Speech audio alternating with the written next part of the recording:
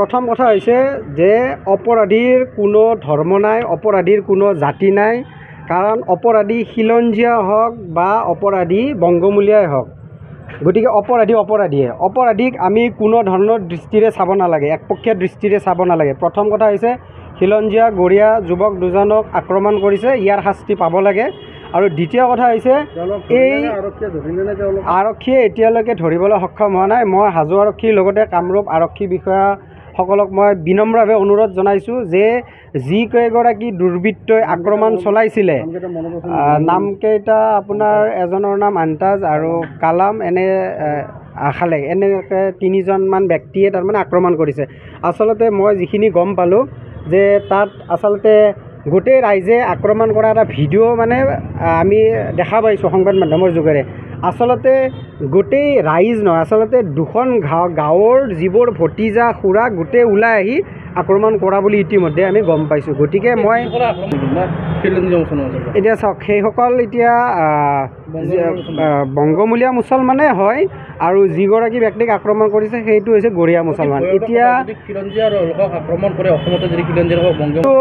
ভয়ংকৰ কথা, কিন্তু তাৰে মাজত আকৌ এটা কথা আছে। আমি যদি এতিয়া ধৰি লওক এক পাচি যেতিয়া আলুত এটা যদি পচা আলু থাকে তেতিয়াহ'লে গোটেই আলুৱে পচি যায়, তেনেকুৱা ধৰণৰ কথা হৈছে। গতিকে ইয়াত তাৰমানে দুখন ঘৰে আক্ৰমণ কৰিছে। মানে মই যিখিনি গম পালোঁ, যিহেতুকে মই সামাজিকভাৱে কিছুমান কৰ্মত জড়িত থাকোঁ, মই গোটেইখিনি মানুহৰ লগত যিহেতুকে ফোন যোগে হওক কথা পাতিলোঁ, কিন্তু তাত দুখন ঘৰৰ মানুহে যিমানখিনি মানুহ আছে গোটেইখিনিয়ে তাৰমানে আক্ৰমণ কৰিছে আৰু এইটো পৰিকল্পিত আক্ৰমণ আছিলে।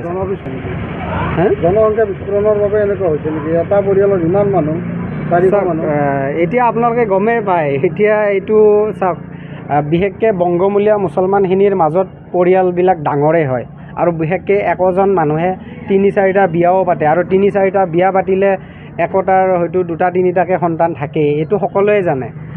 গতিকে এইটো এটা অশোভনীয় পৰিৱেশ, বৰ্তমান অশোভনীয় পৰিৱেশ। খিলঞ্জীয়াটো এনেও আগৰ পৰাই অস্তিত্বহীনতাত, এতিয়া বুলি নহয়, খিলঞ্জীয়া আগৰ পৰা অস্তিত্বহীনতাত। আজি চাওক, আজি মই এটা কথা ক'ব বিচাৰিছোঁ, আজি গৰীয়াৰ স্থান ক'ত আছে? আজি গৰীয়াৰ স্থান এনেও ক'তো নাই। আজি গৰীয়াৰ স্থান এনেও বিধায়ক হ'ব পাৰিছে ভাল নে কি? দোষী এতিয়াও যিহেতুকে মুকলি আকাশৰ তলত আছে। মই এটাই বিচাৰোঁ যে আমাৰ হাজোৰ যিহেতুকে এগৰাকী সুদক্ষ বিষয়া নতুনকৈ আহিছে, তেখেতক মই অনুৰোধ জনাইছোঁ যে তেখেতে এই যিটো পৰিস্থিতি, এই পৰিস্থিতিটো ইয়াতে আৰক্ষীৰ লগতো দালালি কৰি থকাৰ অভিযোগ আছে।